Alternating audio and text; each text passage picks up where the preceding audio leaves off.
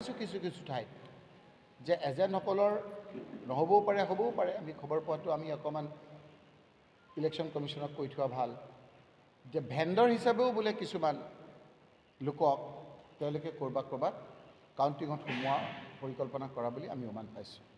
গতিকে তেওঁলোকে এতিয়া চাহটোকে বাঘটো দেখিছে। কোনো ক্ষেত্ৰতে আমি ৰাইজে দিয়া ভোটখিনি আমি গণি ল'বলৈ প্ৰস্তুত। কংগ্ৰেছৰ নেতৃত্বত চৰকাৰ হ'ব আৰু আপোনালোকে যদি পৰিপূৰক কিবা কথা সোধে সেইখিনি আমি ক'ম। 29 তাৰিখ আজি আপোনালোকে চাব আমাৰ কথা হয়নে নহয়। ঠিক এক্সিট পোল আৰম্ভ হোৱাৰ লগে লগে হিমন্ত বিশ্ব শৰ্মাই ভয়ত কিছুমান পক্ষ লৈ এনেকুৱা এটা পৰিৱেশৰ সৃষ্টি কৰিব যে তেওঁ জিকিলে আচলতে যিটো বস্তু সত্য নহয়। দ্বিতীয়তে আপোনালোকে চাব, মই আজি কৈ থলোঁ, কাউণ্টিঙৰ মাজতেই কাউণ্টিং আৰম্ভ হওঁতেই মোৰ পুৰণা অভিজ্ঞতা আছে নগাঁৱত যে 12মান বজাতে এনেকুৱা ধৰণৰ ক'ব অমুক হাৰিলে অমুক জিকিলে অমুক হাৰিলে অমুক জিকিলে এনেকুৱা এটা য'ত আমাৰ 3 ৰাউণ্ড 4 ৰাউণ্ড মাত্ৰ আপোনাৰ গণনা হ'ব তাতে এনেকুৱা ধৰণৰ কথা কিছুমান উলিয়াব। গতিকে এই ক্ষেত্ৰত আমি অকণমান সচেষ্ট হৈ থাকিব লাগিব। আমাৰ মনোবল ভাঙিব নালাগিব। এজেণ্টে আমি হাৰোঁ যিকো লাষ্টলৈকে আমি থাকিব লাগিব আৰু অফিচাৰসকলেও যাতে নিৰপেক্ষ হৈ থাকে, মনোবল ভাঙিব নোৱাৰে, সেই ক্ষেত্ৰতো আমি সকলো ক্ষেত্ৰত আমি সকলোকে সহায় কৰিব লাগিব। আমাৰ কথা এইখিনিয়েই। এতিয়া মীৰা বৰঠাকুৰে আমাৰ সকলোৰে হৈ দুআষাৰ ক'ব, তাৰপিছত আপোনালোকৰ প্ৰশ্নৰ আমি উত্তৰ দিম।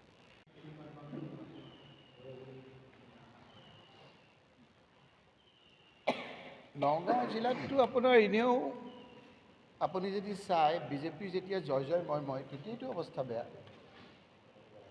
আপোনালোকে যদি অংক কৰি চাই যোৱাবাৰৰেই চৰকাৰ কৰিছে, এনেওতো নগাঁৱত বেয়া, এইবাৰতো আৰু বেয়া আণ্ডাৰ কাৰেণ্ট। আৰু মইতো আহি পেলাই মীৰা বৰঠাকুৰকে চিনি পোৱা নাই। মানে মানুহে আগতে মোৰ 2001 চনত তেনেকুৱা হৈছিল। মোৰ মুখখন দেখিয়ে আপুনি সাংবাদিক আছিল, কৈছিল আপোনাক দেখিলেই জিকিব লাগে। মীৰা বৰঠাকুৰক দেখিয়ে দেখোন মুখখন জিকিব যেন লাগিছে। কথাবিলাক কিছুমানক দেখে নহয়, মুখখন দেখিয়ে জিকিব যেন লাগিছে। গতিকে এই কথা বতৰাবিলাকে সূচাইছে, আপোনালোকেও দেখিছে যে যিমান ওচৰ চাপি আহি আছে সিমানেই তেওঁলোকে নাৰ্ভাছ হৈছে, গাদ্দাৰ কৈছে, তাৰপিছতে আৰু কিবা কিবি শব্দ কৈছে,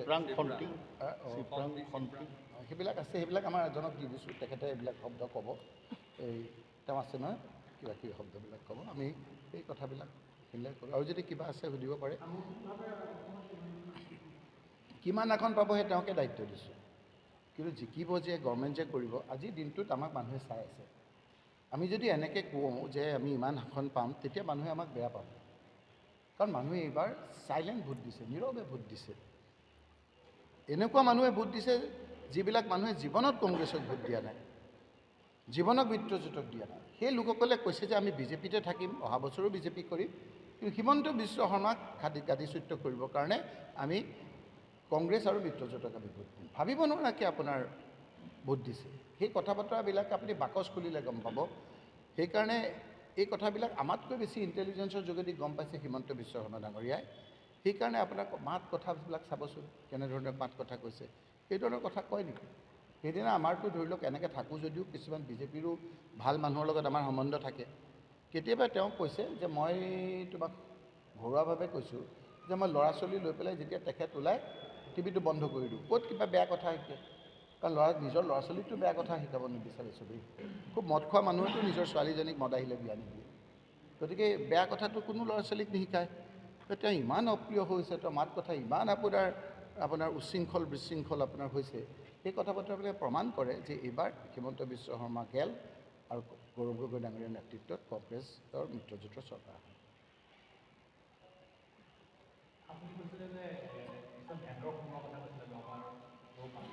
আগৰ আমাৰ এই মীৰা বৰঠাকুৰে কোৱাৰ দৰে কিছুমানে আপোনাৰ ধৰি লওক ভেণ্ডৰ মানে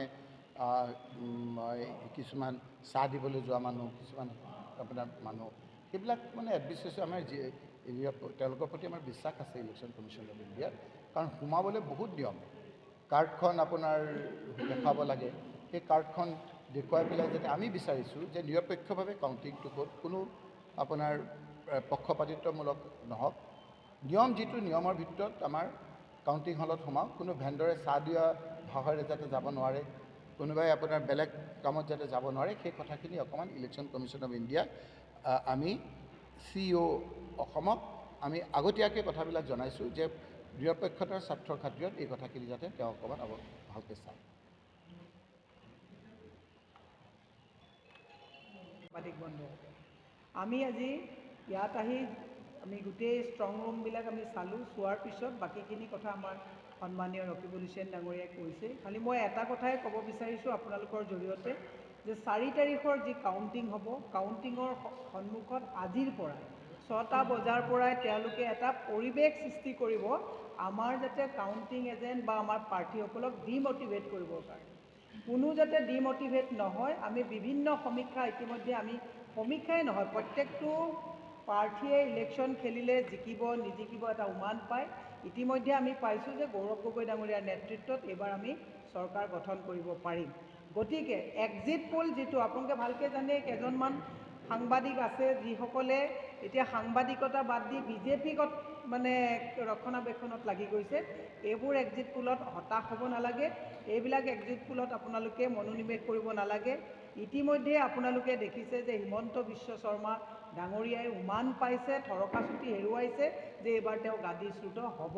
গতিকে আমি সকলোকে এটা অনুৰোধ জনাইছোঁ যে সেইদিনাখন যাতে ৰাতিপুৱাৰ পৰা আমি একদম কাউণ্টিং শেষ হৈ চাৰ্টিফিকেট লোৱাৰলৈকে যাতে আমি মনোবল বৃদ্ধি কৰি আমি চৰকাৰ গঠন কৰিব পাৰিম।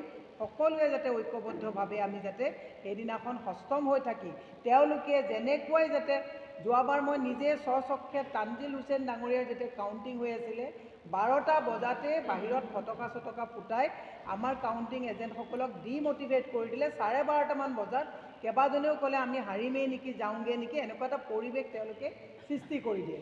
এনেকুৱা যাতে কোনো পৰিৱেশ যাতে সৃষ্টি কৰাত আমাৰ যাতে কোনো বিচলিত নহয় তাৰ কাৰণে আহ্বান জনাইছোঁ। আৰু সকলোকে সষ্টম হৈ থাকি গৌৰৱ গগৈ ডাঙৰীয়াৰ নেতৃত্বত এইবাৰ আমি যি চৰকাৰ বনাবলৈ গৈ আছোঁ তাত আপোনালোকক অহোপুৰুষাৰ্থ চেষ্টা কৰিবৰ কাৰণে আহ্বান জনাইছোঁ। আৰু বাকী কিবা যদি প্ৰশ্ন থাকে আমাৰ মাননীয় ৰকিবুল হুছেইন ডাঙৰীয়াই এই প্ৰশ্নৰ উত্তৰ।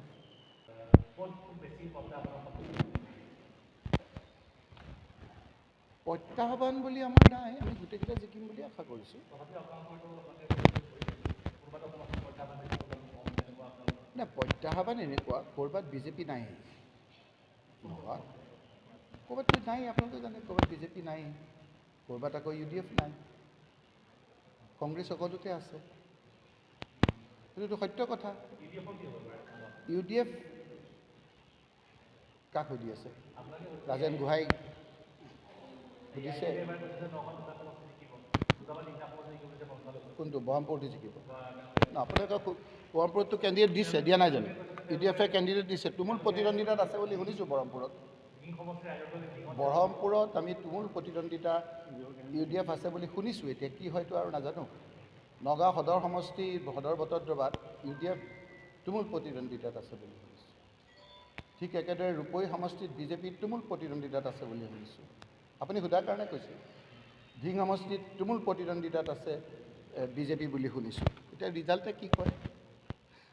কংগ্ৰেছটো সকলোতে আছে, আমাৰ কংগ্ৰেছৰ মিত্ৰজোঁট সকলোতে আছে। গতিকে আপোনালোকৰ কথাখিনি বুজি পাইছে, আমিও বুজি পাইছোঁ, ৰাইজেও বুজি পাইছে।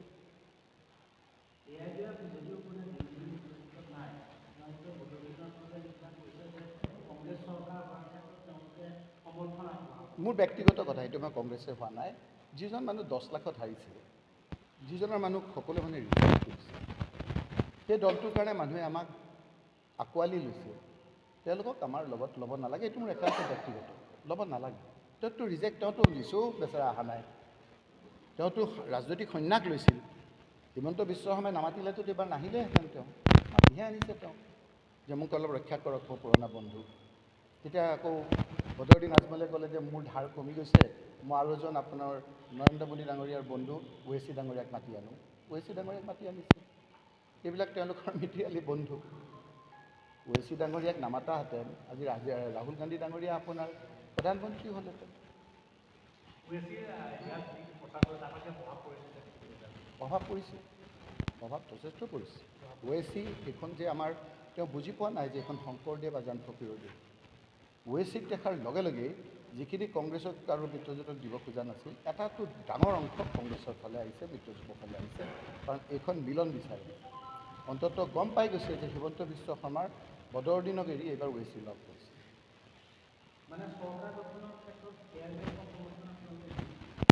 আপুনি বুজি পোৱা নাই, মই যিটো কৈছোঁ যে লাইভ হয় গোটেই বুজি পাইছে। মোৰ ব্যক্তিগত কথা যে কোনো ক্ষেত্ৰত ল'ব নালাগে।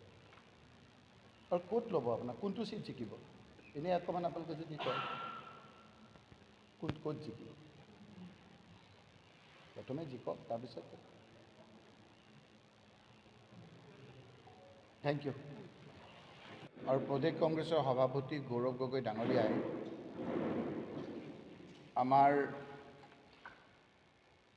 মিত্ৰজোঁটৰ সকলো সভাপতিৰ লগত কথা পাতি কেইবাখনো কমিটি কৰি দিছে। সেই কমিটিসমূহৰ কাম হ'ল যে প্ৰত্যেকখন জিলালৈ গৈ ষ্ট্ৰং ৰুমৰ এজেণ্টসকলক দেখা কৰিব আৰু ষ্ট্ৰং ৰুমৰ আৰু কাউণ্টিঙৰ বুজ ল'ব আৰু প্ৰত্যেকজন কেণ্ডিডেটৰ লগত মত বিনিময় কৰিব।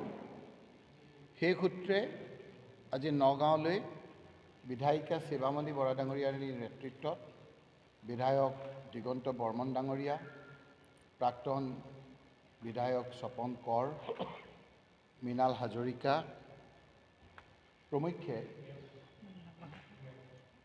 আমাৰ নেত্ৰী প্ৰদেশ কংগ্ৰেছ মহিলা কংগ্ৰেছৰ সভানেত্ৰী মীৰা বৰঠাকুৰ ডাঙৰীয়াৰ নেতৃত্বত আজি নগাঁৱত আহি পদাৰ্পণ কৰিলে। সেই সূত্ৰে আমি আজি আমাৰ প্ৰাৰ্থীসকলক লগত লৈ, সকলো প্ৰাৰ্থী 7টা সমষ্টিৰ 7জনৰ প্ৰাৰ্থীক লগত লৈ, লগতে ময়ো আমাৰ 3টা ঠাইত, বিশেষকৈ দৰ্শন school, government girls, government boys, এই 3খন স্কুলত আমি সকলো নিয়ম মানি আমি যিসকল কেণ্ডিডেট নহয় সেই লোকসকল বাহিৰত থাকি যিসকল কেণ্ডিডেট আছে ভিতৰলৈ গৈ ষ্ট্ৰং ৰুমত থকা আমাৰ এজেণ্টসকলক বাহিৰলৈ মাতি আনি আমি বুজ লওঁ আৰু আমাৰ কেণ্ডিডেটসকলে দৰ্শন স্কুলত যেনেকৈ আমাৰ যি সমষ্টিৰ কাউণ্টিং হ'ব, য'ৰ এজেণ্ট আছে তাত আমাৰ কেণ্ডিডেটসকল সোমাইছে।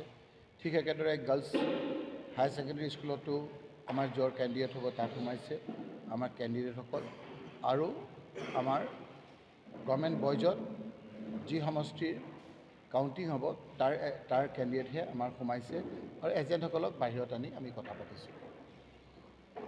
ইয়াৰ প্ৰধান কাৰণ হ'ল যে কাউণ্টিঙৰ সময়ত যাতে সকলো নিৰপেক্ষ হৈ থাকে তাৰ এটা বুজ ল'বৰ কাৰণে আমাৰ আজি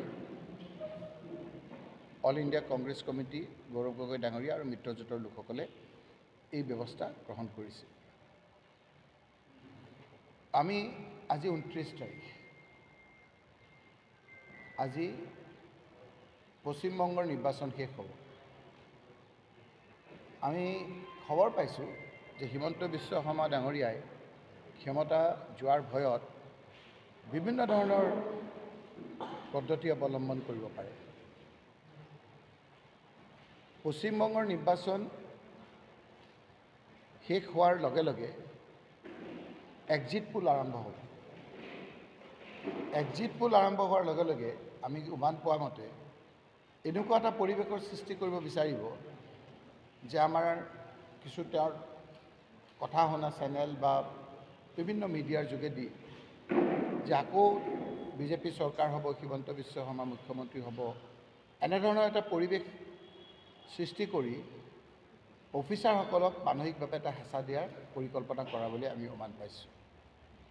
সকলোৱে জানে, বিজেপিয়ে ভালকৈ জানে, মুখ্যমন্ত্ৰীয়ে ভালকৈ জানে যে এইবাৰ যিটো আণ্ডাৰ কাৰেণ্ট চলিছে তাৰ পৰিপ্ৰেক্ষিতত 2016ত যেনেকৈ কংগ্ৰেছত আমি ক্ষমতাত থাকি বুজি পোৱা নাছিলোঁ যে আমাৰ ক্ষমতা যাব, হিমন্ত বিশ্ব শৰ্মা ডাঙৰীয়াও এইবাৰ সেই কথাটো আগতীয়াকৈ বুজি বিভিন্ন ধৰণৰ কূটকৌশল অৱলম্বন কৰিব পাৰে বুলি ভাবিয়েই আমি আজি আপোনালোকৰ জৰিয়তে ক'ব বিচাৰিছোঁ যে কংগ্ৰেছৰ নেতৃত্বত আমাৰ যি মিত্ৰজোঁট হৈছে, গৌৰৱ গগৈ ডাঙৰীয়া নেতৃত্বত আমাৰ তাৰ চৰকাৰ হ'ব। এই কথাটো আমি কোৱা কথা নহয়। আমি যেতিয়া বিভিন্ন ভোট চেণ্টাৰৰ পৰা ভোট দি ওলাই আহিছোঁ, কোনোদিন কংগ্ৰেছক ভোট নিদিয়া লোকসকলে জয় জুবিন দা কৈ যেনেকৈ ওলাই আহিছে, সেই কথাটোবিলাকেই আমাক আণ্ডাৰ কাৰেণ্টৰ কথাবিলাক সূচাইছে। কিন্তু আমি এই কথা উমান পোৱা নাছিলোঁ যে হিমন্ত বিশ্ব শৰ্মা ডাঙৰীয়াক ইমান বেয়া পায় বিজেপি মানুহসকলে। আজি আপোনালোকে দেখিছে যে তেওঁলোকে মূৰটো বালিত সোমাই তেওঁলোকক দেখা নাই পোৱা বুলি ভাবে মানুহে। ইজনে সিজনৰ কথা ডিচিপ্লিন দল বুলি কয়, যিদৰে বিজেপিক আপোনাৰ যিবিলাক শব্দ সাধাৰণতে আমি নকওঁ, চিপৰাং মৰা আৰু কি শব্দবিলাক নহয়, কি কয়, গাদ্দাৰ কি এইবিলাক শব্দ মোৰ সেইবিলাকেই আমাৰ তেখেতেহে ক'ব পাৰে, আমাৰ জাহিজত তেওঁ এইবিলাক শব্দ কয়। সেইবিলাক এতিয়া তেওঁলোকৰ পৰিভৰ ঘটিছে। এইটো কেতিয়া ঘটে? যেতিয়া হাৰাৰ সময়ত এই কথাবিলাক কয়। গতিকে মই অনুৰোধ কৰিছোঁ আমাৰ কৰ্মীসকলক যে এই সময়খিনিত বিভিন্ন ধৰণৰ কূটকৌশল কৰিব, বিভিন্ন ধৰণেৰে আপোনাৰ তেওঁৰ পক্ষত থকা লোকসকলৰ সহায় ল'ব। কিন্তু আপোনালোকে জানে যে এই সময়খিনিত আমি সকলোৱে ঐক্যবদ্ধ হৈ নিৰপেক্ষভাৱে আমাৰ কাউণ্টিংটো হ'ব লাগিব।